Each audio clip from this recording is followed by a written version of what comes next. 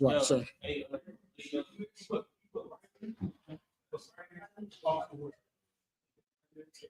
Hachaanakah. Hey, Shalom, Israel. I'm priest and officer of 1,000 Officer of War. This is the I.S.U.P.K. Philadelphia Feast of Dedication Celebration. As always, we like to begin the class by saluting all the men of Israel, Yahweh Ba'Hashem, Yahweh Shabbat, and salute all the sisters, all the Akwatian, Yahweh Shema Alata Ba'Hashem, Yahweh Shai. The I.S.U.P.K. was started out of 1 West 125th Street, Harlem, New York, under Commanding General YAHANNA. And since 1969, the I.S.U.P.K. has been bringing out the truth of the Holy Bible that so-called Black, so-called Latinos, and Native Indian, First Nation men, women, and children are the 12 tribes of the nation of Israel. You understand? And we'd like to thank all the brothers and sisters that's come today. We got a lot of food for y'all to eat. You understand? I was there slaving over that smoker, smoking that chicken, that jerk chicken, and my rib was in the kitchen as well. And I like to say Tawada to all the brothers that donated to the cause, all the sisters that helped to donate to the cause. As you know, we coming into these last days, into these wicked holiday season, but the Lord also has his righteous holidays. And this is the Feast of Dedication, where we dedicated the temple back to the Most High, right? So we're going to go into the history and read the history of how this holiday came to fruition. So we're going to do a little bit of history, okay? So if I could, Jonathan, could you get me first Maccabees, the 3rd chapter, and start at verse 48, Baba Kasha.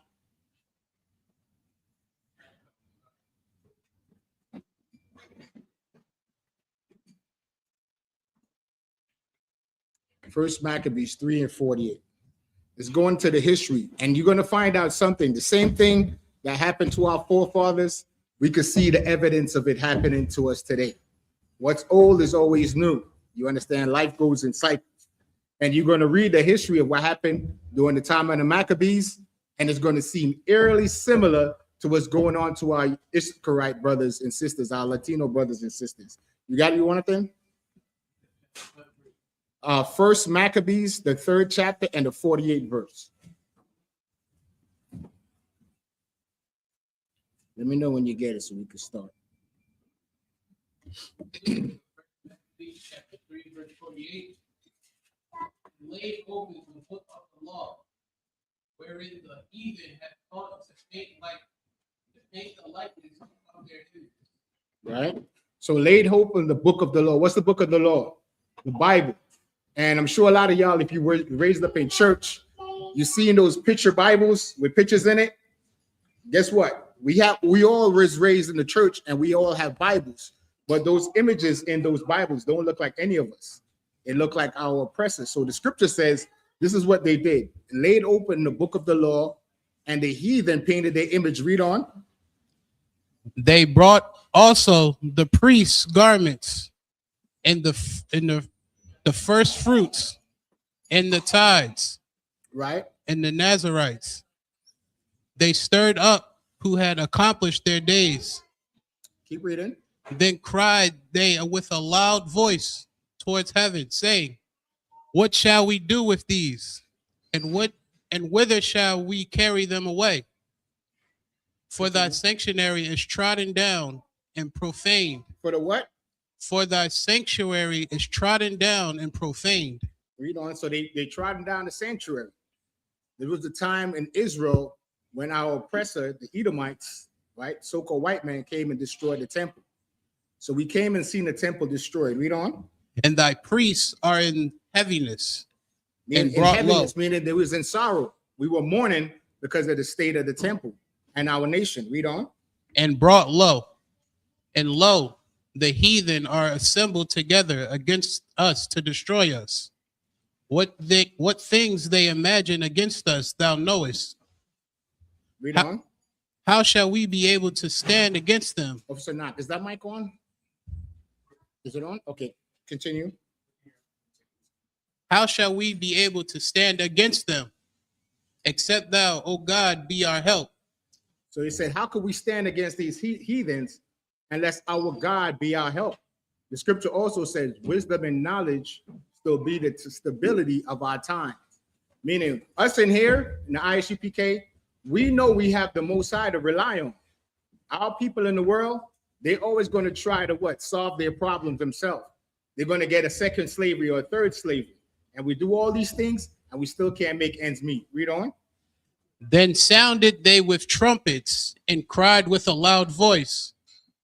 And after this, Judas ordained captains over the people, even captains over thousands, and over hundreds, and over fifties, Right. and over tens. Jump down to 57. It's verse 57. So the camp removed and pitched upon the south side of Amos.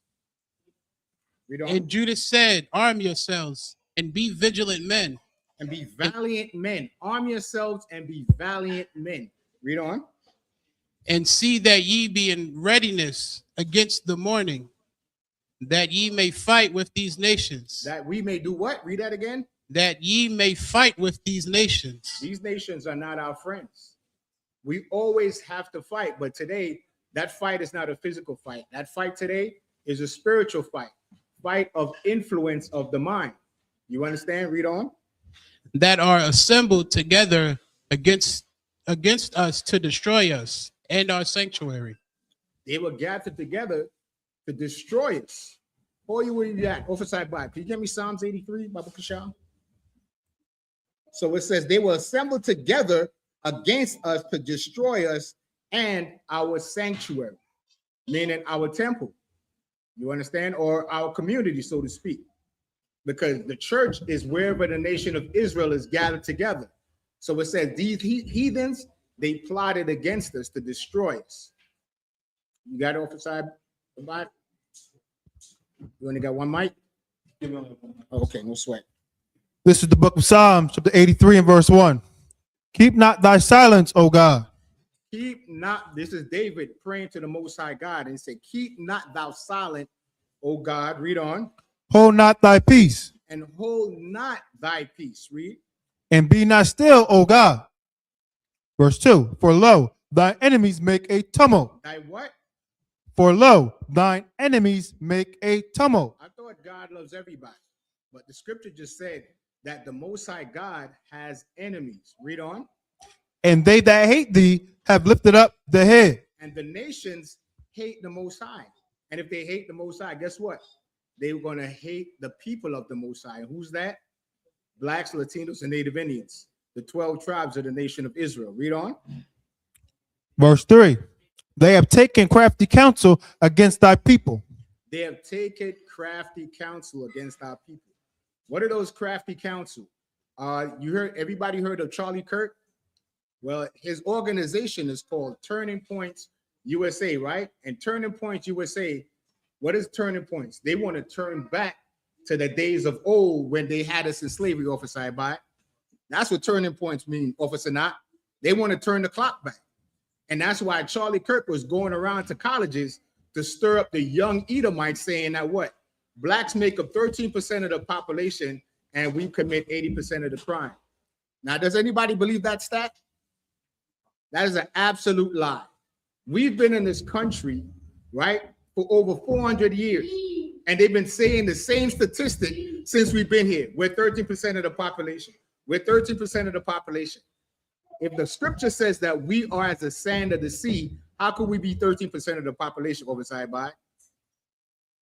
We got to realize that we got to shut down, I'm white and I say so. That's what it is. All their talking points are not backed up by any facts.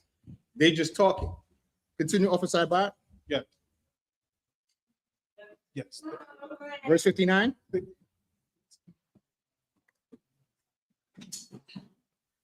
Continuing Psalm Yes. 83. This is Psalms 83, verse 3. They have taken crafty counsel against thy people and consulted against thy hidden ones. And they consulted against us. Why are we hidden? Because we don't know our identity. We are a lost people. We are a nation within a nation, and we don't know our identity. So our identity has been hidden from us. But the Lord, having mercy on his people, he brought the truth back to us in 1969 through the I.S.U.P.K. You could drop that for side by. You want to take back up First Maccabees 3 and start at verse 59.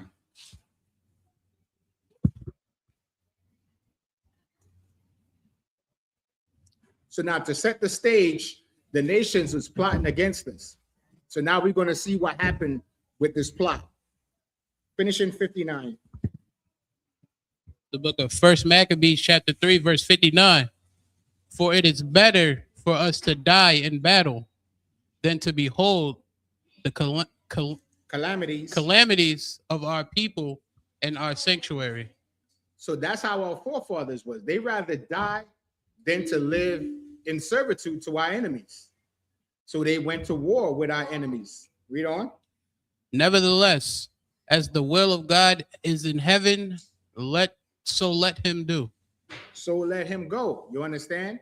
Meaning they saying, we're going to fight against these nations and we're going to trust in the Most High. And that's what we need to do in these last days. In 2025, even though it look bleak, we see ICE agents in our neighborhoods. They deporting our Latino brothers and sisters. They deporting our Benjamite brothers and sisters. You understand? They deporting our Levite brothers and sisters. We still got to trust in the Lord and trust in the words of the scripture that the Lord's prophecy are going to come to pass. Jump to First Maccabees, the 4th chapter. It's the First Maccabees, chapter 4, verse 1. Then took Georgius 5,000 footmen and 1,000 of the best horsemen, and removed. So Gorgias was the enemy of the nation of Israel. So he took how many men? 5,000 footmen and 5,000 of the best horsemen. So he had 10,000 men, 5,000 on foot and 5,000 on horses. Read on. And removed out of the camp by night. So they went to war at nighttime. Read on. To the end he might rush upon the camp of the Jews. That he might do what? Rush in upon the camp of the Jews. So he's trying to be sneaky. You understand? They came at night.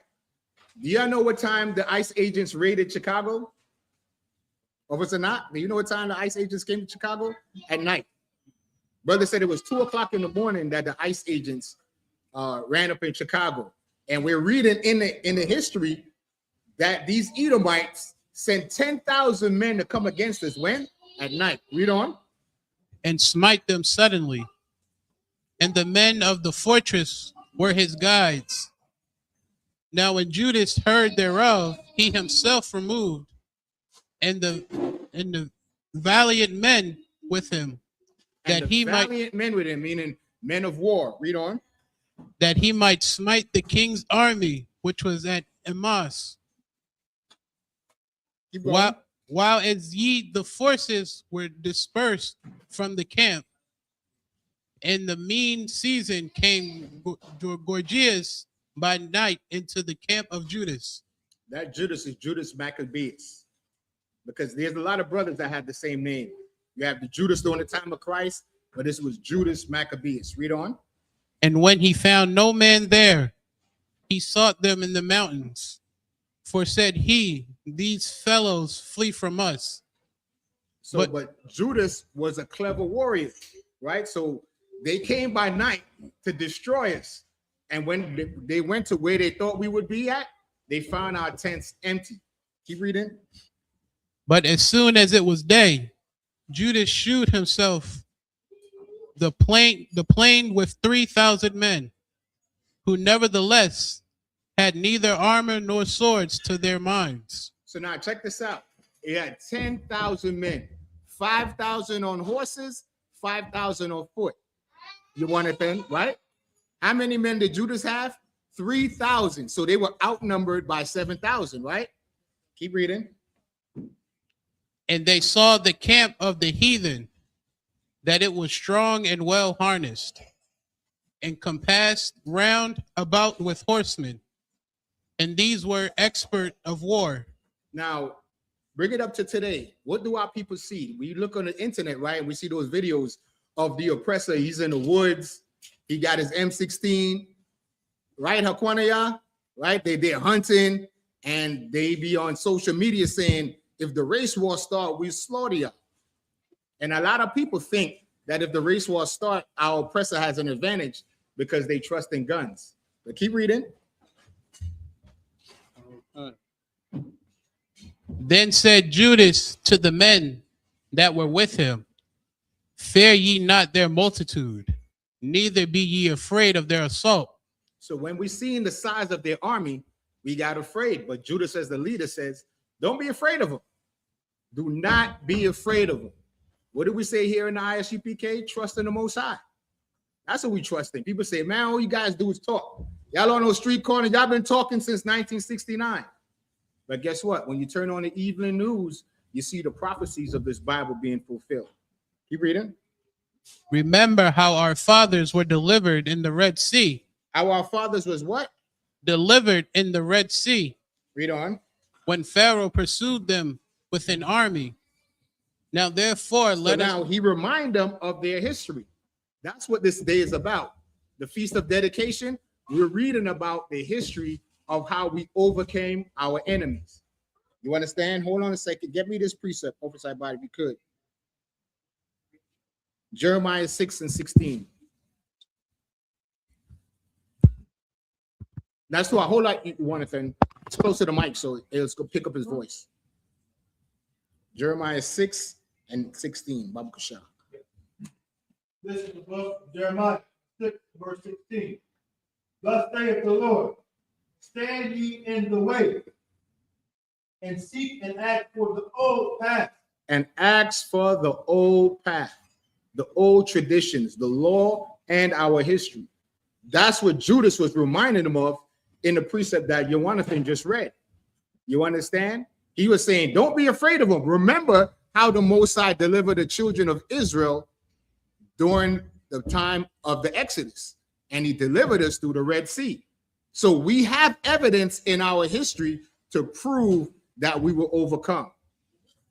Okay, go ahead, Jonathan. You could drive the other side by.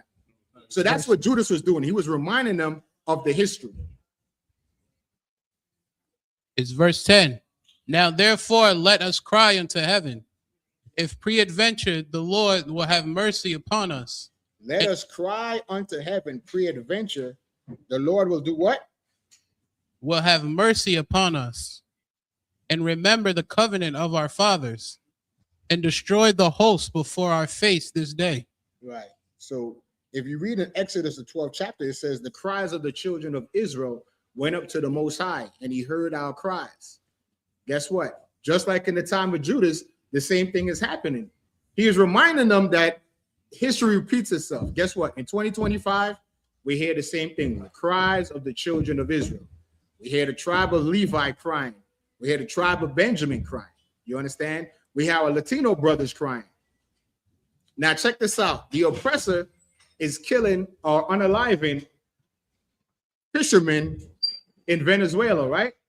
And they saying that these are narco terrorists. But when they had that oil tanker, why did they use the same method? Why didn't they drop a bomb on the tanker overside by? So you mean to tell me that they're transporting large amount of narcotics in a fishing boat, but this big giant ship, they're just going to board it? Show you that the oppressor is the devil the Bible speaks of, because it's not about drugs, it's about oil and gobbling up all the wealth of the earth. Continue one thing. That so all the heathen may know that there is one who delivereth and saveth Israel. Then the strangers lifted up their eyes and saw them coming over against them. Wherefore they went out of the camp to battle, but they were with Judas, sounded their trumpets. Right? So just like the time of memorial blowing of trumpets, Israel always had trumpets to do what? Send signal to warn us of anything that was happening with the nation. If we was going to war, if there was, an alert to becoming inclement weather, whatever situation that happened, we use the shofar, right? Or a trumpet to blow, to send out a signal. Continue one thing. So they joined battle, and the heathen began discomfort. And the heathen being discomfited fled into the plain. So now remember, this was 3,000 men with Judas, and the enemy had 10,000 men. And it said what? They did what to them? And they Discomfited. And the heathen, being discomfited, fled into the plain. That's how ill our people is. 3,000 men sent 10,000 men to flee. Keep reading. Howbeit, all the hindmost of them were slain with the sword. So now we engaged them in battle. 3,000 men with Judas and 10,000 heathen. And it said we discomfited them, and then they started to flee. And then the ones in the back, they were getting cut off. Continue one thing. For they pursued them unto Gezerah and unto the plains of Idumea and Azotus in Gemina, so that there were slain of them upon 3,000 men. So now remember, they started out with 10,000. Out of that 10,000, Judas and his men slew or unalive 3,000. So now their numbers went from 10 to 7, but they were still outnumbered. Because remember, it was 3,000 men against 10,000. Now it's 3,000 against 7,000. Continue your one thing. This done, Judas returned again with his host from pursuing them, and said to the people, be not greedy of the spoil, inasmuch as there is a battle before us. So now they were fleeing. So being that they fled, what did they leave behind? They left behind everything that they had, their possessions. And guess what Judas had to tell them? This is how you know it's black people. He said, don't be greedy. Don't take everything. Because we still got to go to battle. Just take what you could carry. Read on, you one thing. And Georgius and his hosts were here by us in the mountain. But stand ye now against our enemies and overcome them. And after this, ye may boldly take the spoils. So Judas is reminding them, okay, we won this battle, but we didn't win the war. We won this battle, this particular fight, but we still got to go to war. So if you grab everything that they left behind, then when the next battle comes, how are you going to be able to fight? Because you there gobbling up everything. You understand? And it shows you as black people. What happened when we have we set the city on fire, Officer Knott? They call it what, a riot? What's the first thing black people do? You're getting into them stores. You understand? And we taking everything up. We're reading the same thing we did back then. Continue one thing. As Judas was yet speaking these words, there appeared a part of them looking out of the mountain, who, when they perceived that the Jews had put their hosts to flight and were burning their tents, for the smoke that was seen declared what was done. So now the enemies were seeing that the battle was over. They seen the smoke, so they saying, oh, these Israelites is putting in work. Read on. When therefore they perceived these things, they were sore afraid, and seeing also the host of Judas in the plain ready to fight, they fled everyone to the land of strangers. Then Judas returned to spoil the tents, where they got much gold and silver and blue silk, and purple of the sea and great riches. After they went home and sung a song of thanksgiving. You see that? So if you notice, a lot of themes you hear in the Bible, people read the Bible and they take it and they add it to a pagan holiday, Officer by. So the Feast of Dedication was a time of thanksgiving as well. Anybody know Kwanzaa? If you see Kwanzaa was a brother that was locked up. He took Hanukkah, the menorah from Hanukkah, and he tried to mix it with RBG, red, black, and green. Right, Officer Knock? Is that the color of Kwanzaa, red, black, and green? And they try to take first fruits and Hanukkah and mash it together into a man-made holiday. But we just read it in the law that the Feast of Dedication is a time of thanksgiving. Continue, Jonathan. And praise the Lord in heaven, because it is good, because his mercy endureth forever. What verse you in, Officer, you want to? I'm at 25 now. 25? Okay. Keep going. Thus Israel had a great deliverance that day. So now we had a great deliverance during that particular battle. We spoiled the nations. We won that fight. 3,000 went up against 10,000, and we put them to flight. Continue. Now all the strangers that had escaped came and told Lysias what had happened. Who, when They he told who? Lysias, Lysias is the king that sent those men against Israel. So now they went back and told them, hey, listen, we lost the fight. The Israelites prevailed. Read on. who, when he heard thereof, was confounded and discouraged, because neither such things as he would were done unto Israel, nor such things as the king commanded him were come to pass. So what was his intention? His intention was to overthrow the nation of Israel, but he was what? Disappointed. Officer Nak, can you take up from the reading, Babu Shah? Where you left off, Jonathan? Verse 28. 28. Oh yeah, Maccabees 4 and 28.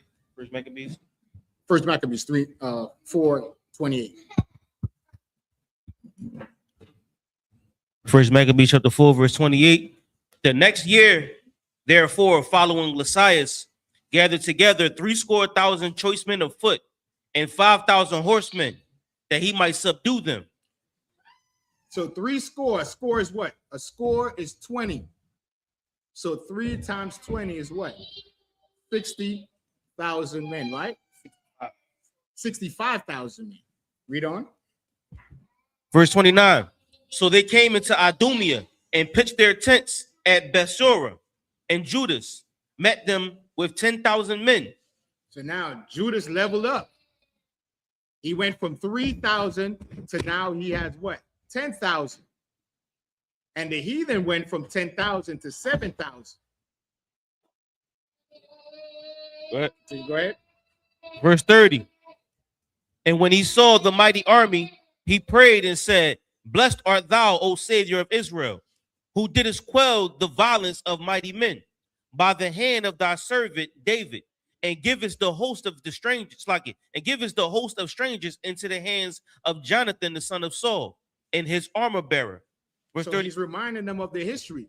He's saying, just like how we won that last battle, the Most High always does that for Israel, just like he did with Saul and Jonathan. Continue. This is First Maccabees chapter 4, verse 31. Shut up this army in the hand of thy people Israel, and let them be confounded in their power and horsemen. Make them to be of no courage, and cause the boldness of their strength to fall away, and let them quake at their destruction. So you're saying Judas is praying to God not for everybody to get along? Judas is praying that the courage of the enemy would what? Would fail. That they will be afraid anytime they see us. That's the prayer that we pray. We pray for the destruction of our enemies. You understand? David prayed those prayers. When you read the Psalms, there's a prayer David said, make a wicked man rule over him. Priest Karam. You understand? That's how you pray. You pray for the destruction of your enemies. You don't pray hand joining hand. Continue, Officer Knott. We have First Maccabees chapter 4, verse 33. Cast them down with the sword of them that love thee, and let all those that know thy name praise thee with thanksgiving. So they joined the battle, and there were slain of the host of Lysia about 5,000 men. Even before them were they slain. So now they came with 10,000. And now they have what? 5,000. So total, 8,000 men was destroyed by Judas. Continue. Verse 35. Now when Lysias saw his army put to flight the manliness of Judas's soldiers, and how they were ready either to live or die violently, he went to Antiochia and gathered together a company of strangers, and having made his army greater than it was, he proposed to come into Judea. Right. What verse are you in, Officer? 36. Hold on. So I'm going to turn the class over to Priest and Officer or 5,000 officer morale. Give me a hand. I'm not sure with you, Wolf. They have to pass it over, man. Okay, go ahead, officer. Now continue. All right. Verse 36. First Maccabees chapter 4, verse 36. Then said Judas and his brethren, behold, our enemies are discomfited. Let us go up and cleanse and dedicate this sanctuary. And do what? And dedicate the sanctuary. That's what we're doing. We dedicate in the sanctuary. That's why it's called the Feast of Dedication. We dedicate in the sanctuary back to the Most High by taking it out of the hands of our enemies. Continue. You want to add anything else? Verse 37. Huh? First Maccabees chapter 4, verse 37. Upon this, all the hosts assembled themselves together and went up into the Mount Sion. And when they saw the sanctuary desolate and the altar profaned and the gates burned up and shrubs growing in the court and as in a forest, shrubs growing up in the court as in a forest or in one of the mountains, yea, the priests' chambers pulled down. They rent their clothes and made great lamentations and cast ashes upon their heads and fell down flat to the ground upon their faces and blew an alarm, with the trumpets and cried towards heaven. So when they seen the state our people was in, they rented their clothes, threw ashes on their face, and fell on the floor. When you see a child does that, when you beat your child or you discipline them and they start crying and they just throw themselves on the floor over some morale, that's what we did as a people when we're seeing how the temple was left when our enemies came and destroyed it. Continue, Officer Knock. This is verse 41. Then Judas appointed certain men to fight against those that were in the fortress until he had cleansed the sanctuary. So he chose the priests of blameless conversation, such as had pleasure in law. You understand? This is what he just read. He chose priests with blameless reputations. You understand? And then guess what? While one set of brothers, Officer Morale, was building the sanctuary, another set of brothers was there going to war. That's exactly what we do here in ISUPK. As we at camp, teaching our people, bringing them back to the law, guess what? Right on the side, there's brothers feeding feeding the less fortunate, feeding our brothers and sisters. So actually going to war is teaching. And at the same time, we're there feeding our brothers and sisters, just like how our forefathers did in the scriptures. Continue, Officer Knott. So he chose priests of blameless conversation, such as had pleasure in the law. That have pleasure in the law. Who's that? That's the I.S.U.P.K. We're the only ones that teaching people to keep the law. Right? Fake Israelites now is talking about we're not in the new covenant. Crazy stuff. Yeah, that's a lot of weird doctrines is coming out. But since 1969, the doctrine of the I.S.U.P.K. never changed. You understand? Even during the time of the seven heads, when they say YAHANNA wrote this book, and listen, I was there in the 90s, they ain't nothing changed. Commander General YAHANNA kept the same doctrine. It never changed.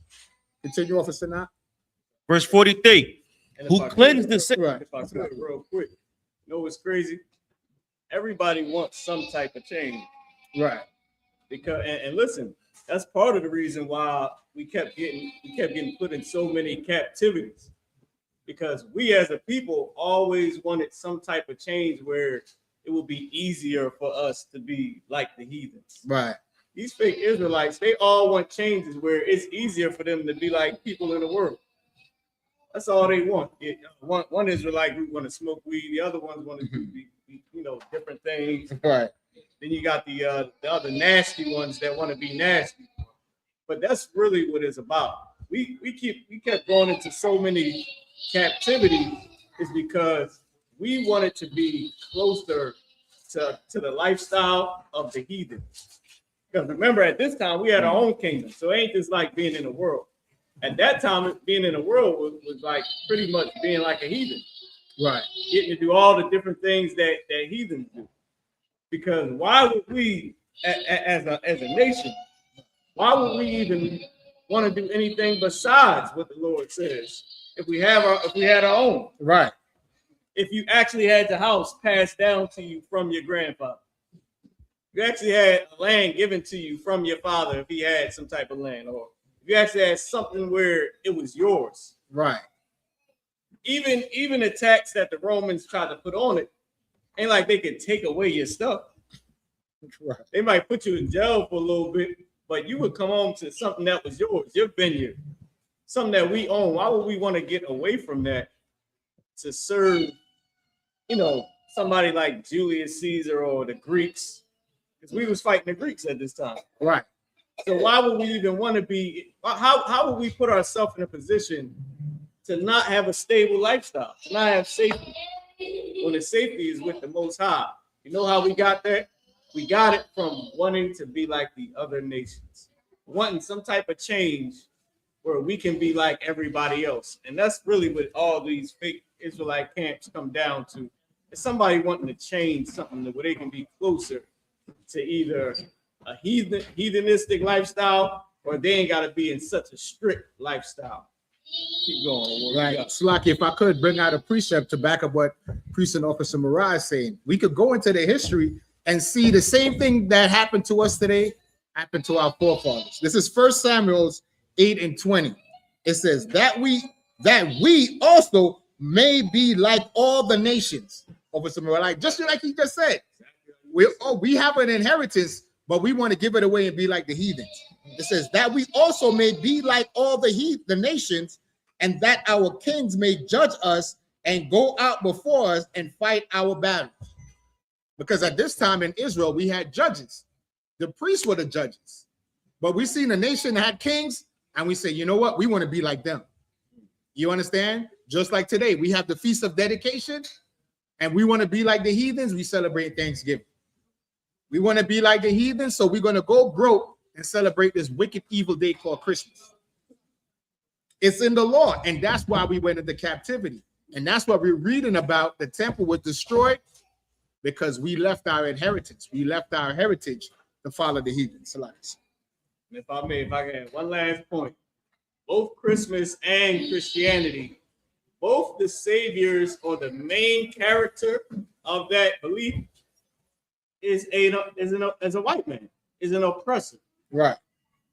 How do we even get, after slavery, after losing everything we had, how do we get to a point where we don't even care if the person that's the main character is like us, is black? How do we care? But when we choose a president, our president got to be a black woman. Our president got to be a black man. Right. But anything else in your life ain't got to be no black person, ain't got to be no Hispanic. You don't say, I'm only going to work for black people. We don't say that. We don't say any of those things. But we will celebrate something where the main characters are of the race that oppressed us, man. And that comes from being weak, and that comes from wanting the easier lifestyle and a less strict lifestyle than the one we have to live that was given to us. Let's keep going.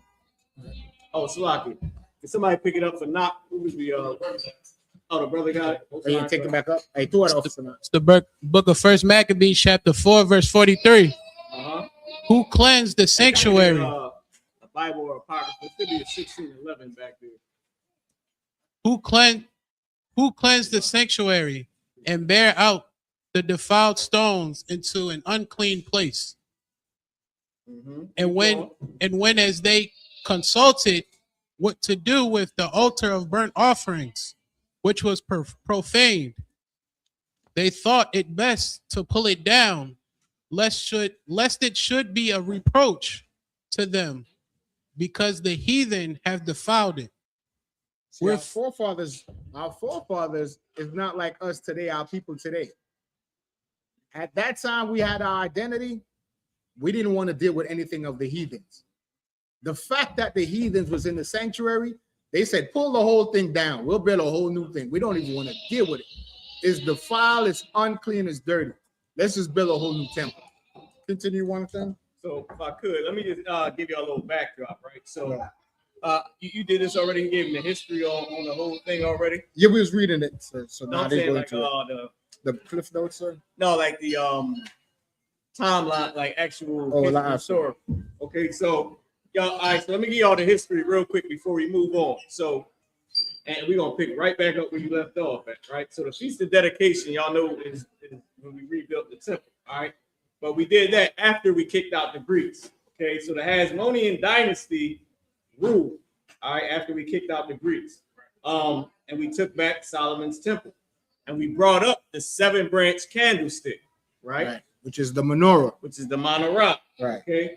So of course Esau, he uses the 9-branch candlestick, which lets you know he's not an Israelite, because this is in the custom, this is in the Bible for the 7-branch candlestick. But if you wanted to go just historically, it's the it is after we kicked out the Greeks and the Hasmonean dynasty ruled. If y'all wanted to look it up or on YouTube or any of that, or you know how they use it in the textbooks, that's what you can look at. The Hasmonean dynasty.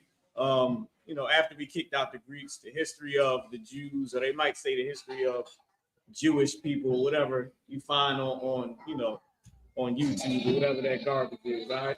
But I just wanted to give you a little bit of that. Also, too, the oppressor, he uses the Talmud. He don't use the Bible. So in his book is the Talmud. The Talmud, Amalek and the so-called Jew, they use the Talmud. All right. And the Talmud is made up of white oral tradition. It's nothing biblical.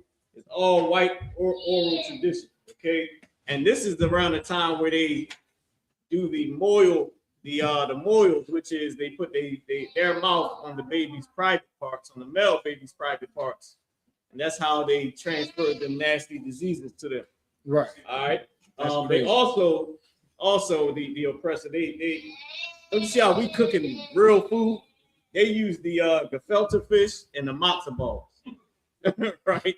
So this is what they do. So this is around the time where everybody gets their little, you know, private parts touched by the oppressor, and they eat their gefilte fish and they matzo balls, and they read out of the Talmud, and they have a 9-branch candlestick, which is what we don't use. We eat real food, the real black food. We use the 7-branch candlestick, and our history is documented when you look up the Hasmonean dynasty.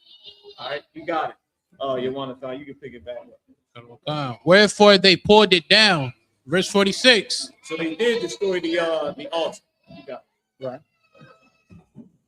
And laid up the stones in the mountain of the temple in a convenient place, until there should come a prophet to shew what should be done with them.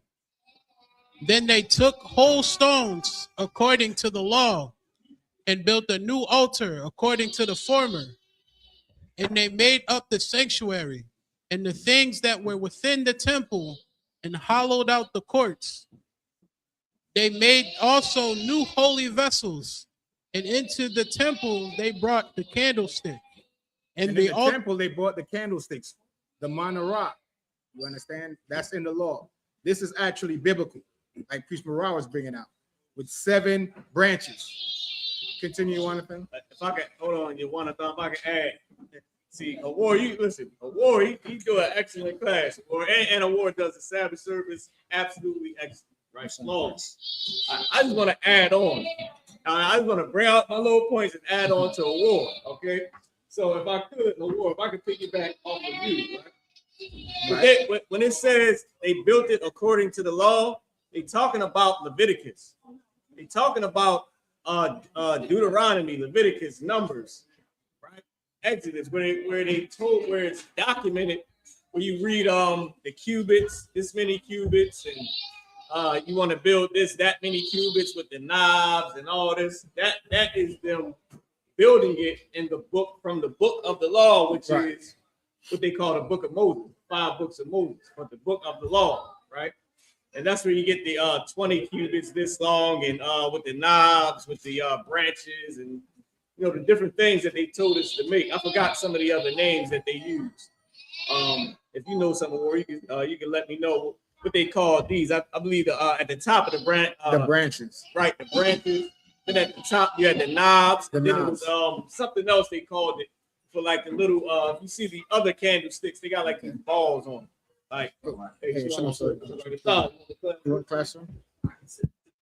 Oh, okay, so I'll come down soon. Most High Christ. Let me say it real quick. To the cat, get ready. But that's what it's talking about according to the law. Let me give y'all one more thing, right? The book from Arthur Kessler, right? Koestler. I always jam up the name. Arthur Koestler. Koestler, the one is the 13th tribe, right?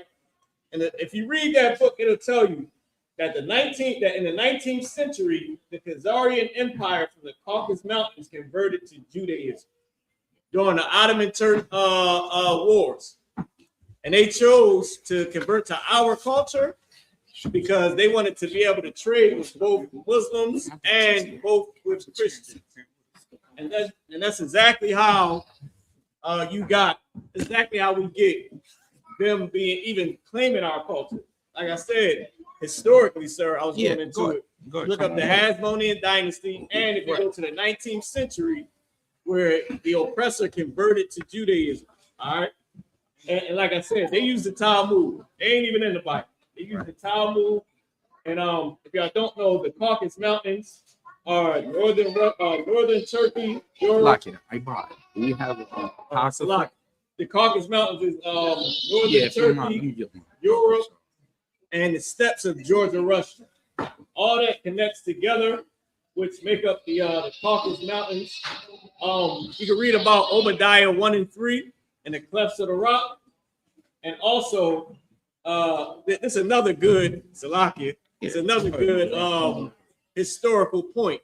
If you look up the term troglodyte, that talks about the oppressor. He used to walk on all fours. He lived inside a cave, and he used to use his dead family members' skulls to eat food out of, like a bowl. That's the oppressor. He would use their dead skulls to eat food out of, and use their bones like a fork and a spoon. And he would walk on all fours. The term is called troglodyte. All right. All this happened in the 19th century when they converted to our culture. So that's a little bit if you want to look up how they even claim in our culture at all. But YAHANNA, you can pick it back. If I may, on what Mariah is bringing out is so heavy, because it goes to show how they are thieves, man. Like, they've been stealing our culture, man, for what, damn it, 1,000 years. You know what I'm saying? For a long time. You know, and us being in here now actually taking it back. These oppressors look at us now and they hate us, Mariah. They absolutely hate us. Why? Because we are Black and Hispanic men and women who's actually waking up to our reality and who we truly are. Where we going? YAHANNA, you can continue to read. It's the first book of First Maccabees, chapter 4. Salaki, if I could, real go quick. Like Officer Morale was bringing out, our oppressor always lived in the caves. Yeah. Officer Bob, could you get me Genesis 36, Baba Pashal? Verse 1, and then jump to verse 8. Listen. Yeah. Let me know where you got it, officer. Go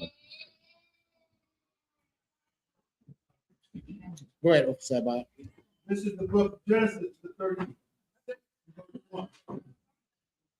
Now these are the generations of Esau. Of who? Of Esau. Of Esau. Read on. Who is Edom? And Esau is called Edom, the red people. Jump to verse 8. Verse 8. Thus dwelt Esau in Mount Seir. Where did he live? Thus dwelt Esau in Mount Seir. In Mount Seir. That's where they lived, in the range of mountains next to the land of Israel. Where it's cold as hell. Right. Then guess You know what? what I'm saying? After that, they went into a second mountain. Drop that office guy body if I could. Get me Job 30 and start at verse 5. So now, back then, they lived in Mount Seir. So you're going to say, how did they get to the Caucasus Mountains? Do you know it's recorded in the scriptures? And we're going to find out how our oppressor ended up in the Caucasus Mountains. Come on with it. This is the book of Job, the 30 and verse 5. They were driven forth from among men. They were driven forth from among men. Like Captain Imai was bringing out, our oppressor is a thief. So the dark nation drove them out of our community. Read on. They cried after them as after a thief. As after a what? As after a thief. That's why you can't have the oppressor around you. They'll steal anything that's not nailed down. Yeah. Read on. Verse 6. To dwell in the cliff of the valley. Read that again. To dwell in the cliff of the valley. To dwell in cliffs of the valley. Now we read they were in Mount Seir in the book of Genesis. Read on. In caves of the earth. Where did they live? In caves of the earth. In caves of the earth. What those caves? The Caucasus Mountains. And if I could, warrior, right? And it's so heavy you bringing that out because why you think they out here shaving their faces and all that? Right. The white man is the official caveman. Right. He is the cave dweller, man. They out here trying to look clean and all that, shaving their faces, but it's like the Lord then reveal who they really are. Right. So it's like you go up in the book, man, you read the Bible, you read all the characteristics. Now you see where they from, like how the brother bringing out. And you like, man, if this ain't the white man, who the hell is it? They'll be outside, you know. It's cold as hell right now, Mariah. Right? They'll be outside running out there with no clothes on, a shorts, a shirt, right? And they ain't cold. Why? Because they're used to living in the mountains. Right. And they came over here and they stole this land, like how the brother reading now, right? They are thieves and they've been stealing for a relatively long time, man. But it's coming to an end. You know what I'm saying? Like everybody's about to see and realize who this enemy is. Go ahead. Was there any more on that? Go ahead. Just a little out. more. Finish that up. In caves of the earth and in the rock. Verse 7. Among the bushes they brayed. Among the bushes they brayed. Do you know what bray means? Like a donkey. They didn't have a developed language. Read on. Under the nettles they were gathered together. Nettles are like thorns, bushes of thorns. Read on. Verse 8. They were children of fools. And we could see our oppressor is a fool. How is he a fool? We know that the Latino tribes support so many industries in America. They support the construction industry, agricultural industry, right? And by deporting them, now America is in a recession. Right. They thought make America great again was a winning strategy, but it's actually a losing strategy. They didn't realize that the Most High reigneth in the kingdom of men. So I can say, if I could just Go ahead. Come on with it. Go ahead, upside down. Go ahead. Yea, children of base men, they were viler than the earth. That's it. They're violent in the earth. Meaning, so you got to reject everything that comes from the oppressor. His philosophy, his religion, his way of life. Yeah. You know, Salakis. If I could, can you get me when the Lord said, "Never trust our enemy"?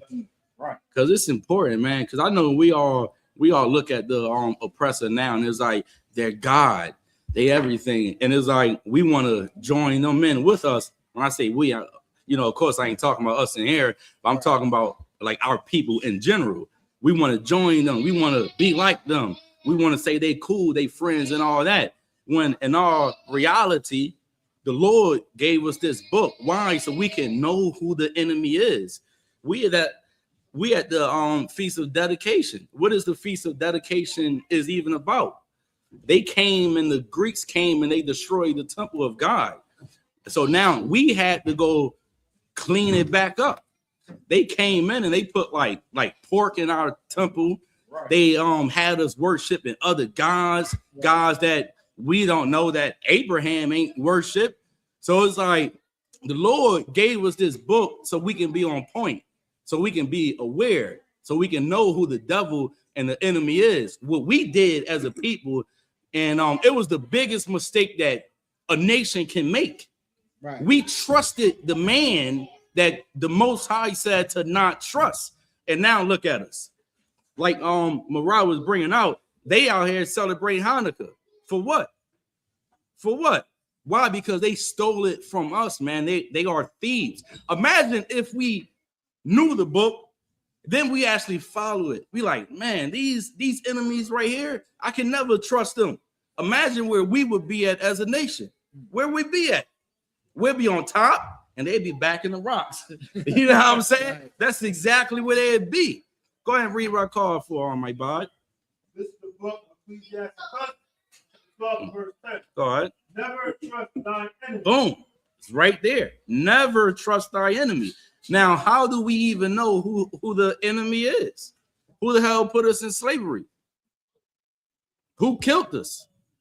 Who is treating the Hispanics like they're garbage and they're trash? Who came and stole this land from the indigenous people? The white man is a born murderer, man. He's a born murderer. And the Lord warned us, man. He said, never trust this devil, man. He's a liar. He's a thief. And he will come and take and destroy. Any more on that, Ibad? For like an iron rusted, so is his wicked. See that? Meaning he cannot stop being wicked. You may be like, Mariah, damn, how many people is enough? Like, how many people can they kill and it's enough? It's never enough. How much money is enough for the oppressor? It's never enough, man. What they trying to do? Stop the welfare, SSI, and all that. The Lord telling us never trust this devil, man. He's an animal that can never be trusted. Go ahead, you want to bring something up? Go ahead, warrior. If I could, just think about it. We here today because our people trusted the oppressor. Right. Right. They just seen them damn devils come over on them ships and said, "No, we gotta get him out of here." No, you can't come here. You know what I mean? Like the Hispanic tribes warred with each other inside of America. Mm-hmm. But they'd had that same energy, that same exact energy for the oppressor. When they see him, like, nah, my man. Yeah. I don't even let these Get out of here. I'll let the Cherokee come up here. Yeah. I'll let the Wampanoag come over here. Yeah. What's the ones that had Philly? The Lenape. No, we ain't even cool with the Lenape like that. You can't come here. Yeah. Or you see that pale face and you start talking smooth and Right. you think you could trust him. Now fast forward. Mm-hmm.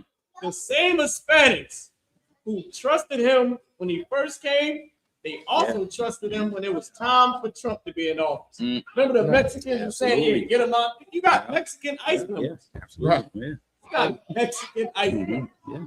How is that? I mean, and they actually take. I can see if you just needed the money, like, all right, I'm gonna sign up, but I ain't gonna lock anybody up. Right. They on tape really trying to get other Mexicans. That is outrageous. Yeah. Go ahead, no. If I could, them the same niggas that hate niggas. That's the Mexicans that hate other. Man, if I may, not what you just brought out was so heavy, right? Because if we took the hate that we have towards one another and put that hate towards the oppressor, we'd be all right. We'd be good, man. We gotta flip the script, man. You know, we gotta switch it up, man. We gotta love our people and hate the people that's killing our people. All right, where we at with it? Yeah, go ahead. Come on with it. And listen, Israel love to act like we hate each other to the point of death. Black people and Hispanic people, every beef come to an end. I'm sorry. Even the Bloods and the Crips came to a truce. They're not even killing each other the way they used to. Right. Because after a while, you get bored with it. Mm-hmm. You can only fight for so much. You're gonna keep on rumbling like, all right, you know, you might not like each other. Mm-hmm. So and listen, in the Bible, it's cool. You ain't gotta be best friends. You just can't harm each other. Yeah. And blacks and Hispanics, like you said, Kat, we kept that same energy that we got for them. Now that we got for us, we use it towards them. We be all right. We'll be in our kingdom, man. We'll be in our kingdom. We be in our We'll be in our kingdom. We'll be chilling, man. Still not speaking to the Johnson. We be in our kingdom. Still not speaking to your neighbor. But we be in our kingdom. Absolutely. Yeah, God. Where we at? Who's reading? Why do you want to Go ahead. It's the book of First Maccabees, chapter 4, verse 49. They made also new holy vessels, and into the temple they brought the candlestick and the altar of burnt offerings and of incense and the table. And upon the altar they burned incense and the lamps that were upon the candlestick. Where we at on your monitor? It's the book of First Maccabees, chapter 4, verse 50. 4 and 50. All right. The water. And upon the altar they burned incense, and the lamps that were upon the candlestick they lighted, that they might give light in the temple. Furthermore, they set the loaves upon the table and spread out the veils and finished all the works which they had begun to make. Right. Now on the 5 and 20th day of the 9th month, which is called the month Caslu Mhm. in the 148th year, they rose up bedtimes in the morning. Right there. See the time that is documented? It says on the what day? The 20th, the 4th and 20th day, or the 5th and the 20th day, the 25th day of the 9th month. What other holiday do they say happened on the 25th? You see what they did? They go into the Bible, they take our high holy days and they meld it with pagan holidays, sir. Absolutely. You understand? Just like Passover. Yeah. You have Passover, what they have during the time of Passover? Easter. Right? Right. We have memorial blowing of trumpets, Feast of Tabernacle. They have what? Their Halloween. Every high holy day that the Most High set up, the heathens will come with their pagan holidays to confuse you, because that's what the Christian church did. They wanted to make money, so what they did was they said, how could we get everybody to spend money with us? Right. Let's take the pagans, let's take the Christians and compromise and give everybody what they want. Absolutely. And if I could, right, especially with Christmas, right? Because if you look at the Esau holidays, right, every single holiday is about selfishness. You know, it's about gifts, or it's about cookouts, or whatever the case may be. So the enemy is like, how the hell can I get their money? Let's make a holiday, Christmas, and make it about them. Make it about the kids. Make it about just really feeding yourself. When it's like at the end of the day, it's a trap. You know, it's a trap. And it's like our people don't even know nor realize. It's like, where did Christmas even come from? Like, who the hell made it up? Who is Santa Claus? Our people know about Santa Claus, but we don't know about Jewish Maccabees. We don't know about Hachaanakah. We don't know anything. Why? Because this oppressor is the devil that the Bible speaks of, man. And he's been showing us. And also the Lord is dealing with our people right now. You know, you see what Esau is doing with those Mexicans and those Hispanics and all that. The Lord, his goal is for us to see who the enemy is clearly. And guess who he's using? He's using the I.S.U.P.K. That's right. To show all the brothers and sisters, damn Christmas. We ain't going to do Christmas. Why? Because Hachaanakah is about obedience. Right. That's what it's about. Hachaanakah is about standing for something, though the enemy came to shut it down.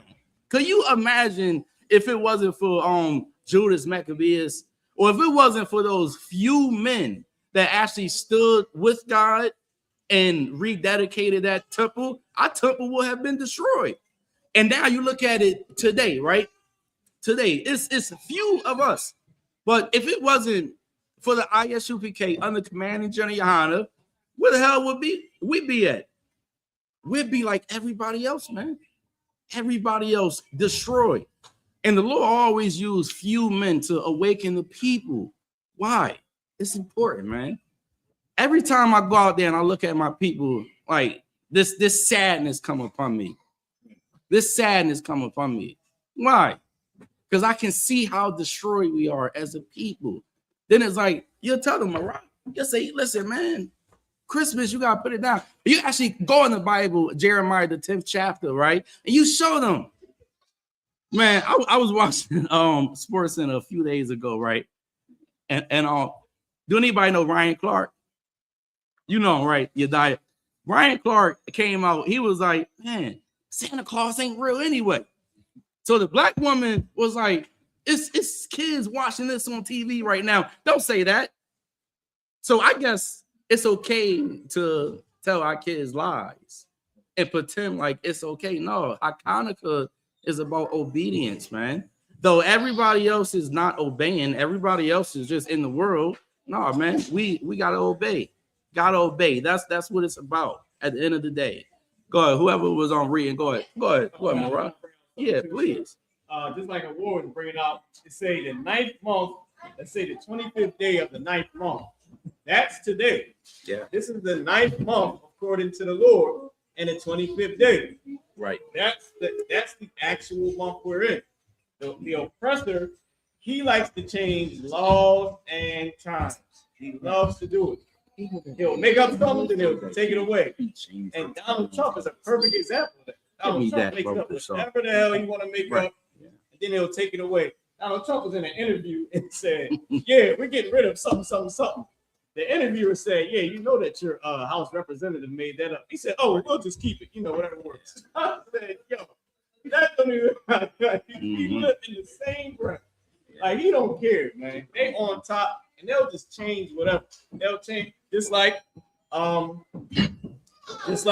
was saying. They take Hachaanakah, change it to Christmas. Right. They don't give a damn. Like, they could care less because it has nothing to do with them anyway.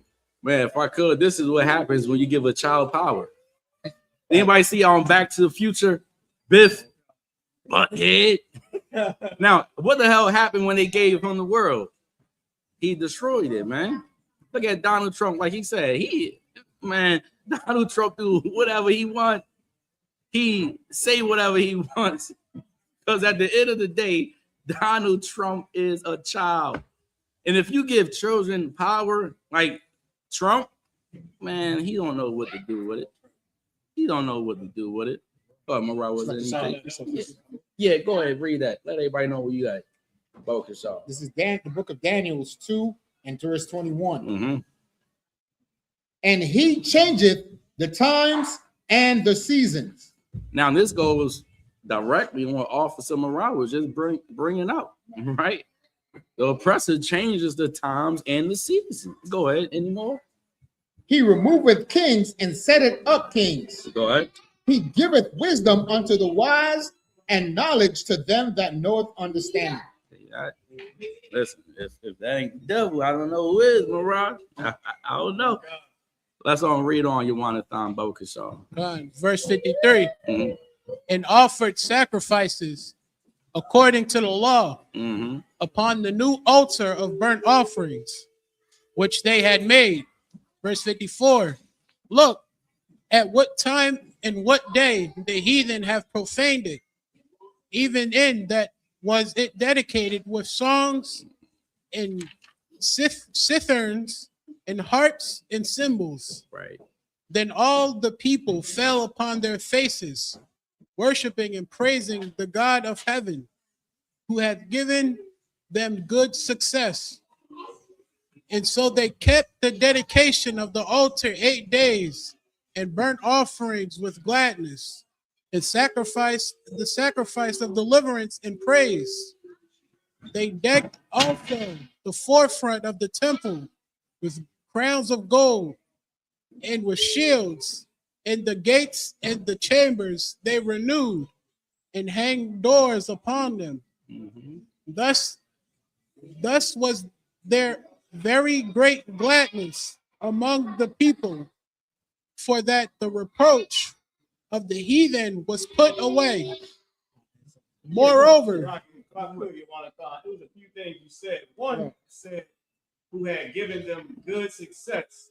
First off, the reason why I.S.U.P.K cannot be stopped is because we trust in the Lord. You trust in the Lord, He's going to give you good success. Right. He's going to be with you. I know America, what I mean? They look at success. Christ. I know America looks at success like money, but success is really the protection and the prosperity that the Lord gives you, man, and the safety and wisdom that He gives you. That's really good success with your family and with everything that you do. That's good success. And then also it said this. It said in verse 58, it said, thus was there very great gladness among the people, for that the reproach of the heathen was put away. And that's another thing that we are fighting for in the I.S.U.P.K. Right now, everybody else, they Christmas tree, Christmas tree. That's all they worried about. Jingle bell, jingle bell, Rudolph, and everybody else. Right. What we worried about is that great success, man, and that great gladness that we're going to get when the Lord put away our enemies. If I may, Warrior, also right, that gladness came at the end. So it's like a lot of our people may hate us, right, for what we do, for what we stand for what we say. These brothers, man, they stood with the Most High God, and the people rejoice at the end. You know what I'm saying? Because they realize, like, what those heathens done to us and our temple. Go ahead. Yeah, go ahead. Come on with it. And the last part in verse 57, where it says, and they decked also the forefront of the temple with crowns of gold and with shields. Right. We always had the shield of David. Right. Right. How do you even have an Israelite group that does not wear a shield of David? Right. Yeah. How is this, you know, Absolutely. how do you even have it? Once again, it goes back to them wanting their success in America, them wanting their protection and their prosperity in Right. America, so that they willing to change. They're willing to change this, make it this a little bit less. Yeah. 125th Street. Yeah. So we can be closer to the heathens. We They can up be there trying to tweak it up a little bit. And it's like, why? What the hell? We want to be closer to them for what? God damn, Martin Luther King did that. You want to be close to their bathrooms and their women for what? No, man. Like Mariah was bringing out, we always rock the shield. I would die. It's been then, and it ain't going nowhere. It's gonna always be here forever. Was there any more on that? All right, go ahead on YAHANNA. It's the book of First Maccabees, chapter 4, verse 59. Moreover, Judas and his brethren with the whole congregation of Israel ordained that the days of the dedication of the altar should be kept in their season from year to year, by the space of 8 days, from the 5 and 20th day of the month Caslu, with mirth and gladness. Now, if I may, right? Let me ask a question, right? So, how do we know that the Feast of Dedication was taken in the winter time? We kept the Feast of Dedication during this time period right now. Anybody? It's a perfect on scripture that goes with it. Go ahead. Let's go there right fast, warrior. All right, somebody get it.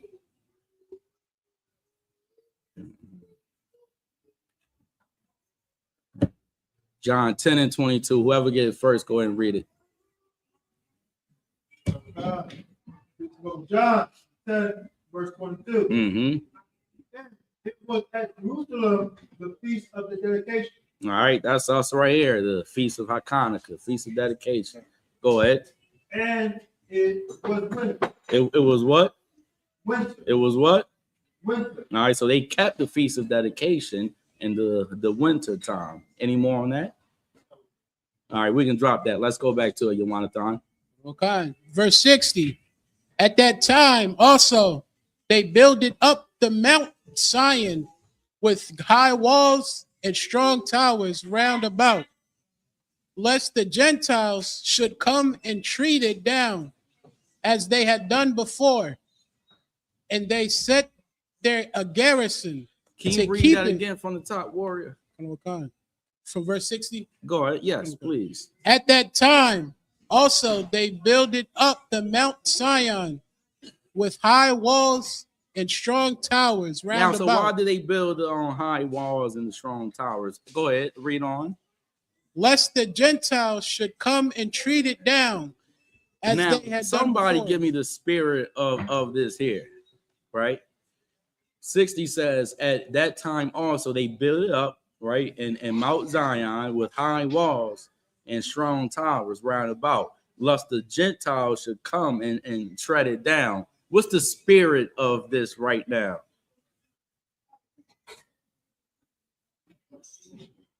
Anybody? Go ahead, Mariah. It's the spirit of Shamar, of protecting our people. Right. Exactly. Also, if I may, right, they learned their lesson. They learned. The heathen came and destroyed the temple. So now Judas and them, they like, we can never let that happen again. So now, like Mariah was saying, now they on guard, they on Shamar, and they know we ain't letting their asses in no more. So now we're gonna build this thing up even stronger. It's gonna be high, it's gonna be deep. We ain't gonna ever allow them to come back in here. Read that line one more time. YAHANNA. At that time, they also builded up the Mount Zion with high walls and high strong walls, towers. man. They said, man, listen, man, we gonna build them high this time. Why? Because they know those heathens are a threat. They always been a threat to us, man. Donald Trump talking about building walls to keep the Hispanics out. Man, we had to build a wall to keep their asses out, man. We like they ain't coming back this time. Go ahead. And strong towers round about, Uh-huh. lest the Gentiles should come and tread it down Uh-huh. as they had done before. See that as they had done before. So now they on point, they on guard, man. They know we cannot allow this to happen again. Now you look at today, right? We didn't allow the Gentiles, the heathens, to steal our name, Yasha, steal our identity. They didn't steal our Christ. They stole our holiday, Hachaanakah. They didn't steal everything. So now we come in here and now we are aware. So now we don't have a physical wall here, but we have a what? It's a spiritual wall now. It ain't no heathens in here. We didn't learn our lesson. Right. We didn't learn it, man. They will never come back in here. Because you allow one in, it's like a roach, man. You know what I'm saying? You see one roach, Marah, before you know it, man, you got 10, 20, and they just running around the kitchen everywhere now. It's infested, man. Well, you let one heathen in, before you know it, it's infested with heathens. Well, these brothers learned, so they didn't build that strong tower. Go ahead, warrior. Verse 61, and they set there a garrison to keep it, and fortified Bethsora to preserve it, and that the people might have a defense against Idumea. So now this last line is very important here, right? That the people might have a defense against Idumea. Who is Idumea? Can I get the definition, Marah? No sweat. You can pull it up, Baba Kashaw. Who is Idumea? Because it's always going to go back to this one people. It's always going to do it, man. Baba Kashaw, can somebody get Job 9:24 for me, please? The water. Sorry, Yeah, go ahead, please. Can you pull us a picture of Idumea? Mm. I want to bring Yeah, please, come on with it. Whenever you're ready, sir. Okay, go ahead and read that definition. This is AI overview. Idumea is the Greek name for the ancient region of Edom. Of who? Of Edom. Go ahead. Meaning red. Meaning what? Meaning red. Go ahead. Referring to the red sandstone land and Esau's reddish birth. Can somebody get Genesis on the 25th chapter? Right fast, you know what I want. Genesis on the 25th chapter. So now the red man. This is Idumea here. And the last read that last line again on YAHANNA 61. That the people might have a defense against Idumea. So now Idumea is the Greeks, Esau, Edom, the red man. The Lord gave us signs, so we know. You see his blood, you know, he's the murderer. He's the devil that the Bible speaks of. Do anybody got Genesis? Go ahead and read that, warrior. Throughout. Genesis chapter 25, in verse 25. Uh-huh. And the first came out red all over, like in hairy garment. And they called his name Esau. See that? Hey, that's Idumea right there. Esau, red, hairy. Black baby came out looking good, you know, normal. Other baby came out looking a little weird. Not a little weird, but a lot weird. Weird as hell. All red, hairy everywhere. God damn. The oppressor. So now, like the brother said, that they had to build a defense against Idumea. Because even then, they realized these white people are the enemies. They are the enemies of us. And now we learn how to defend ourselves. Go ahead. You were going to bring out something, warrior? No, we read earlier, Idumea, Edom is Esau. Yeah. Mm-hmm. Yeah, go ahead. Come on with it. So we're about to go, and so the brother, he's about to put up. So this is the land of Idumea right here, landmark. But we're going to go and actual for the mountain Idumea. Let me tell you something about the white man. He loved to travel. Oh, man. Everywhere except for his home. Let me grab a water. I He want bought to the be shop. everywhere Get a water. except for Come on. Idumea, the only place the white man don't want to take over. He don't want to rebuild. He don't want to gentrify Idumea at all. He don't want nothing to do with where he came. Maybe because it's his. Maybe because it's his, and all he knows is to be a thief. Exactly. So he knows it's still to be a thief. So it's like that's his land right there, but he don't want it. But America, he wanted. Israel, he wanted. Why? Because it's in him to steal. It's in him to be a thief. Go ahead, Mara. I'm sorry to cut you off. Word. And also, sir, because that Idumea ain't nothing but a damn rock. Mm-hmm. Wait till I get this picture. You're gonna see Idumea and be like, I know why he's in America. I know why he's in South America. I know why he's everywhere except for his homeland. Right. You don't think like he can run America? Trump can say, "I want to run America from here. This is gonna be the new capital of America." Idumea. Look at that place over there. You see that? What is that?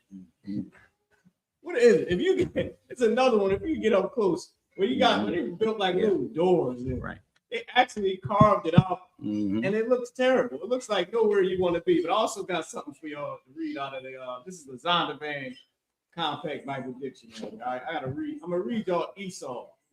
So everybody knows that we say the white man is the devil. Everybody knows that. Everybody knows that we say that Esau is the oppressor, and that God is the oppressor. Right. I'm going to read it for you out of the Bible. I mean, out of the Bible dictionary. So we in the Zondervan Compact Bible Dictionary. This is page 156. This is the definition of Esau. Esau, Herod, firstborn of twin brothers, Esau and Jacob, sons of Isaac and Rebekah, Genesis 25 and 24 to 25. Sold his birthright for a mess of pottage to his brother, Genesis 25 and 30 to 34. Meaning the red, uncooked pot of soup. Uncooked, bloody pot of soup. All right. It says, married the Hittite woman, sought to kill Jacob for tricking him out of Isaac's blessing. Later on, reconciled to Isaac. Scripture sometimes uses Esau as the name of the land of Edom, in which his descendants live, right? Which is Idumea. Okay. Now Esau, Salaki, let me keep going. What was I looking for? Abba, you know the one where it says he's the scene of future judgment. Yes. Yeah, I think it was on that one under Edom. Oh, it's under Edom. Edom, yeah. Go to Edom. Captain Amani. He came off the dome. Too many battles. Too many battles. They come up to us now. Be talking, be crazy in states. They come up to us and start asking us questions. Well, how did that happen? Like, who are you? You talking to us like we don't know. Come on, man. All right, so let me give y'all Edom, right? So we know that Esau, his homeland is Edom. Okay, so here it is. This is Zondervan Compact Bible Dictionary, page 141. Edom/Edomites, the nation and its people, who were the descendants of Esau. He founded the country, so his name is equated with Edom. The country was also called Seir, Mount Seir, which Award brought out. Right? It says, which was the name of the territory in which the Edomites lived. All right, now I'm going to skip us down all the way to the end. It says, Edom figures prominently in the prophetic scriptures as the scene of great future judgments. See notably Isaiah 34 and 5 and 6 and Isaiah 63 and 1. It says, now listen close, it says, she is the only neighbor of the Israelites who was not given any promise of mercy from God. Now, white people wrote this. They know that God is against them. Right. And you wonder why they pushing abortion. You wonder why they kicking out the Mexican. You wonder why he's doing things where you like, how do you sleep at night? Like, how can you even, like, you can't even go to church with that type of thing you doing. Yeah. Like, I mean, the church is for whores and pedophiles. You over there you just straight up murdering everybody. How do you even go to sleep at night knowing that the things that you have done? You drop bombs. They said, Sly, it's the last thing. They said that in Iraq, that some of the brothers who was in Iraq and over there in the wars, when they was dropping them bombs on them, they said they still need therapy because they know they was just hitting kids and people inside, regular people in buildings. They know that there was no real Taliban. It was like the amount of Taliban that they was looking for. They wiped everybody out. Not just the Taliban. So they know, like, just like what we see on TV when they drop the bomb on the boat. And we know, like, come on, boat with 3 people, that's your terrorist. If I may, Warrior, man, what Mirage bringing out is so heavy, man, because you think about it, right? Just like what the officer said, how can a people do this? It's like they have no conscience, Mirage. You know, and then you go back and read in the Bible, Ezra said the same thing. Remember, Ezra said, this people who's not a people have become to be lords over us. So now you got to ask yourself, are they a people? I don't think a human can do something like that. Then you go in the Bible and you read about the beasts of the field. Like, these oppressors are not people. They call us niggas and spits and wetbacks and all that. They actually call us animals, right? But in all reality, they're the animals, man. They'll kill you, put your knee on your neck and laugh about it, smile about it, and not care. So what Mariah bring out is so heavy, Mariah, because this is not a people. Right. This is not a people, but this beast, these animals who the Lord says should serve us, we're serving them. And that's also why the Lord called us to be above these other nations of people. Because he knows we can show mercy. They can't. They cannot show no mercy at all, man. So lock it, Mariah. Hey, that's why the Lord ain't giving them no damn mercy. Right. Damn right. Clap it up. Damn right. Slack if I could, Officer Murat. Could you read Edom again, Baba Kushal? Wow, I got it. Yeah, read Edom again. And we're going to go into the Bible and show you that the oppressor don't have no secret knowledge. He basically just read the scriptures and wrote the definition of Edom, but it's in the scriptures. Go ahead, Officer Murat, Baba Kushal. You want me to read the last part of what? Right, ignorant nation forever. Oh, Hachaanakah. Edom figures prominently in the prophetic scriptures as the scene of great future judgment. She is the only neighbor of the Israelites who is not given any promise of mercy from God. Not given any promise of mercy from the Most High. We're going to go to the book of Malachi, right? 1 and verse 4. Whereas Edom saith, we are empowered, but we will return and build the desolate places. Thus saith the Lord of hosts, they shall build, but I will throw down, and they shall call them the border of wickedness, and the people against whom the Lord hath indignation forever. All right. Coming, man. Hey, they say that we a hate group because we teach the Bible. Well, they got to be a hate group for making this. Right. But saying that they ain't getting no, and they wrote it. That's how you know it's all propaganda. Everybody that we battle on the streets, there is nobody. Everybody that I remember Captain Sakura said that he said the higher ups know what's going on. They know exactly what they're doing. They know what they're pushing. They know who they against. They know who we are, and they know who they are. Everybody at the bottom, the middle class, the so-called middle class white man, he's just a nobody. Right? I don't know if y'all know this, sir. They said there is no middle class in America anymore. They said that's gone. They said just the rich and everybody else. Right. Literally, they said this. They said the middle class is done. You got the 1% and you got everybody else. There is no middle class. Yeah. Because the average white family makes more than $100,000 a year. I Googled it. Because they brought that out too. The average white household makes $100,000 a year. The average white household. They said their monthly income is $7,000 a month at least. With 2 people, $7,000 a month. The average income. The ones we see walking down the street. Right.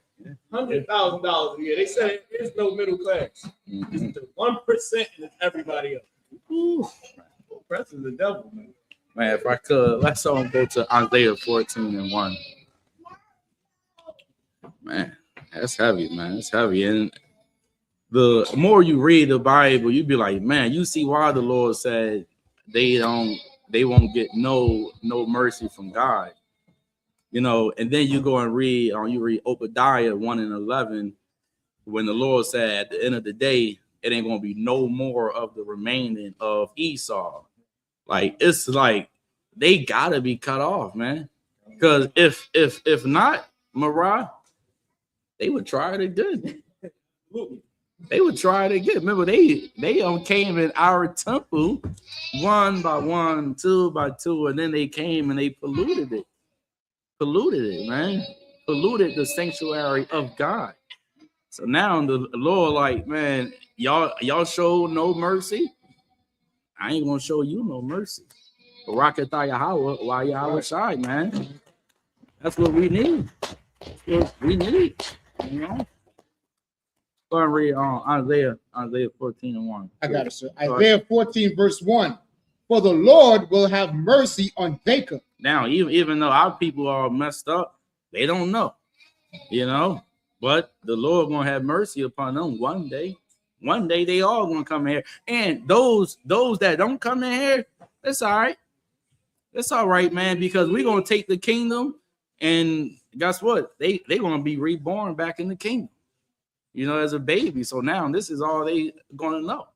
That's the Lord having mercy on Jacob, on Israel, on us. Go ahead. And will yet choose Israel. Now, I don't ever read where it says that they chose everybody. Right. Where that said? Idumea, Esau, God loves you no matter what. This whole entire Bible talks about how the Lord chose Israel. Blacks and Latinos. Go ahead. And set them in their own land. Mm-hmm. And the strangers shall be joined with them, and they shall cleave to the house of Jacob. Just like how we need them for everything, food stamps, SSI, we gotta go to them for everything. One day they're gonna have to come to us. This is the thing, though, right? But that day ain't gonna happen if we can't get off of drugs. Right. That ain't gonna happen. That day ain't gonna happen if we can't put down Santa Claus. It ain't gonna never happen. That day will never happen if the Haitians hate the Dominicans. The Dominicans hate the Puerto Ricans. That day ain't gonna happen, man. Like Christ is up there waiting for us, waiting for his people to come back to him. And then before you know it, he'll crack through that sky. And that's when the Lord gonna have mercy. But we got to get ourselves right. All that weakness, you know, just the thoughts of Satan, you don't have to fight them. You don't have to fight them, because if we don't, this man will be in control for another year. I shouldn't even call him a man, Marah. This animal, man, you give him what, 100 more years? Man, I don't think I can do 100 more years. I don't know about y'all. Yeah, man, I can probably do 10 more years in captivity. Listen, whenever Christ come back. But the point that I'm trying to make is the faster we work is when Christ is going to return. Right. Like, we gotta put our bricks in, man. Every single one of us. You know what I'm saying? Yeah, go ahead, please, Mariah. Last thing. I don't know if y'all see this on social media. So they got something now where they're studying pain. The oppressor is studying pain, Right, and the effects that pain has on the body and on the mental state, right? And they said, well, we're reading and we're learning what pain does and how pain motivates and what pain and how what's the depression, and how pain causes depression, and how it motivates you, and how pain does different things, because they said pain teaches and also something else teaches. I forget what it was. Right. But they said once we figure out how the pain works, we're going to figure out how to instill it. Like they said, they're going to figure out how to put pain in you. After they figure out what after they get it down pat, they're going to start trying to put pain inside of we you. say they talking about the oppressor. Yes, the oppressor. So it's a real study. They're talking about manufacturing pain in people's lives. That's How wild. evil is this? He's a maniac. Yeah. Only an animal. Only an animal of war. You know what I'm saying? Like, go ahead. You can read on, soldier, if you don't mind. Isaiah 14:2. Uh-huh. And the people shall take them and bring them to their place, Mm-hmm. and the house of Israel shall possess them Mm-hmm. in the land of the Lord for servants and handmaids. See that, man? That's the most I'm saying. They don't need no power. No power at all. Not an inch of it. What they need to be doing, washing your dishes, you know, cleaning up. Shit, man, you give them a little bit of power, you see what they do to the world. They destroyed it. Well, just like Hanukkah or Hachaanakah, Right. we're reading about Isaiah. You know, how we going to take it back. We're going to take it back. Go ahead. Is it any more on that? Go ahead. And they shall take them captive, Mm-hmm. whose captives they were. Now, if I could, Mariah, don't they say what goes around comes around? Right. Whatsoever a man shall reap, he shall what? Shall sow. That's the Bible. You know, it's happening. It's going to happen. Like the Lord always said, it is going to come to pass. But do you believe enough to put down the cigarette? Do you? Do you believe enough to say no to these holidays? Like how much do you believe? And if we believe enough, well, you know it, man, we'll be in our place, Israel, our land. You know, we'll be up out of here. Well, you know it. Go ahead. And they shall rule over their oppressors. Don't y'all want rulership, black men? I don't know about you, but I'm tired of being a slave. You know, you go to you look at all these rich, wealthy white folks, man. Like they got billions, millions of dollars. Why? Because they didn't stole everything from us. If without this knowledge of God, you could have all the money in the world anyway. But if you don't have the true knowledge of God, you won't know how to move. You'll be out here making mistakes. You'll be making bad decisions, man. You'll be doing things and then you're going to go ahead and regret the things that you have done. Like the Lord said, where is it? Proverbs, knowledge should be the stability of thy times. In this day of time, we need knowledge. And it's here. It's right here. God, you want to bring out anything? Are we done here? Wrap it up. Yes, we can do that. Right now, Commander General YAHANNA wanted to recognize a few sisters that do great work in the school. All our sisters do great work, but these sisters particularly stood out and helped with sending a barrel to St. Lucia. Right. They provided the breakfast for the Sabbath morning. So we'd like to call Sister Tazalaya. Step forward. Oh, sorry, Christ. Clap it up. Clap it up. All right. I'd like to call Sister Rakaya Banyamya, my red. Sister Rakaya.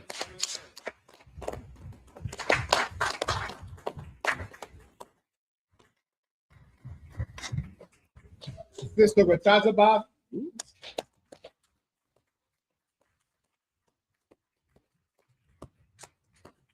And Sister Sawana. What was that about? Did you get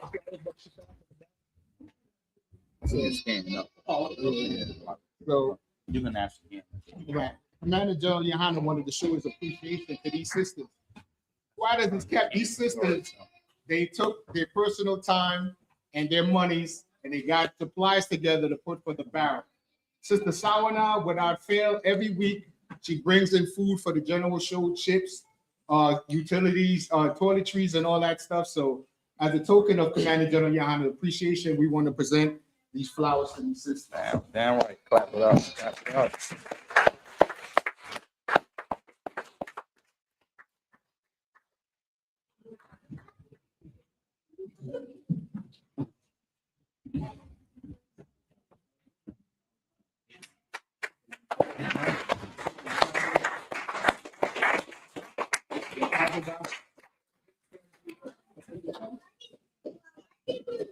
sisters of Jesus' name. Most High in Christ. When they brick up in there, oh, most High in Christ. The water aqua in the side. The water, y'all. The water. So you see. All right. Right. From your shalom. From your shalom.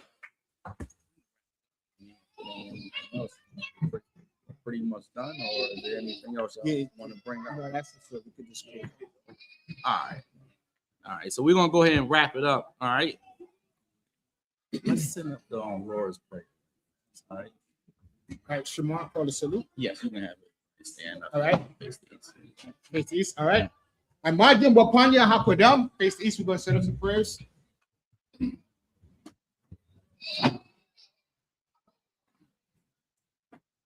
Find it. I know about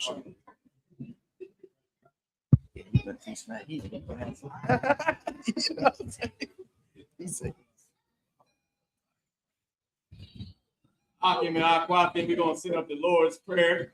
All right, just a second. Go ahead. You know it. Go ahead. Oh, come. We're gonna set up the Lord's Prayer. Abanawa. Abanawa. Shabbat Shemaya. Shabbat Shemaya. For God. Hayah. Hayah. Shem-Ka. Yahweh. Malak-Waka. Daba'ah. Matzaika. Ayah. Aisha. Baratazah. Kawa. Hayah. Bashamayim. Natalanaw. Latam. Kal. Yawam. Wasalakinaw. Kawaknaw. Gasalaknaw. Kawakinaw. Wala'ah. WI now. Gonna sound one.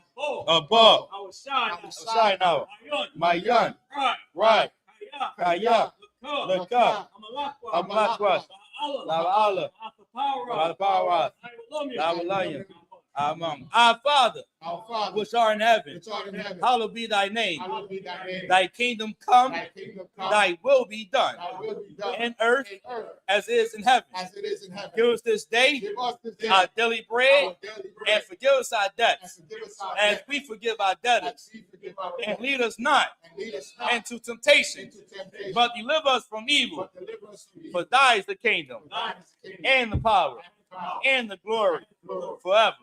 So be it. We're gonna do the prayer for the power. Yahweh Ba'ashem Yahushua. Yahweh Ba'ashem Yahushua. Baruch Shah. Natalanaw. Haka. Haka. La'pa'a. Kal Makala. Wakal Madawa. Haka. Latahar. Hamatazarayim. Haka. Lahapia. Amathia. Haka. Arakawa. Tamala. The Garashut. Ba'ashem Yahushua. Waramon. Yahweh. In the name of Yahushua, please give us the power. The power to heal all manner of sickness and all manner of disease. The power to cleanse the lepers. The power to raise the dead. The power against unclean spirits. To cast them out. In the name of Yahushua, thank you. So be it. Pray to bless Israel. Yahweh Ba'ashem Yahushua. Yahweh Ba'ashem Yahushua. Barak Lanaw. Wayabaya. Wahabaya. Saparim. Ba'ashem Yahushua. Ba'ashem Yahushua. The water Amon. Yahweh. In the name of Yahushua, bless us and Israel and the schools. In the name of Yahushua, thank you. So be it. Pray for the power structure. Barak Yahweh. Barak Yahweh. Why Yahushua. Why Mayaka Allah. Why Allahaya. Mataz Yah. Alawak Yahanna. Alawapia. Asarayan. Akasayanya. Akasayanya. Awafi. Yahweh Ba'ashem Yahushua. The water Amon. Bless you, Yahweh. And Yahushua. And Michael. And the angels. Commanding General YAHANNA. The generals. The captains. The officers. The troopers. And the sisters. Yahweh. In the name of Yahushua. Thank you. So be it. All right, Sar, you mean to turn? All right, sisters, you can be shabby. Be seated. Men of Israel, going to give each other a courtesy salute. Men of Israel, I Madam Shabbat, I Madam Barak, Yahweh, Shem Yahweh, Thumb. Yajim Matar, Sar, you turn, face the sisters. Sisters, I Madam.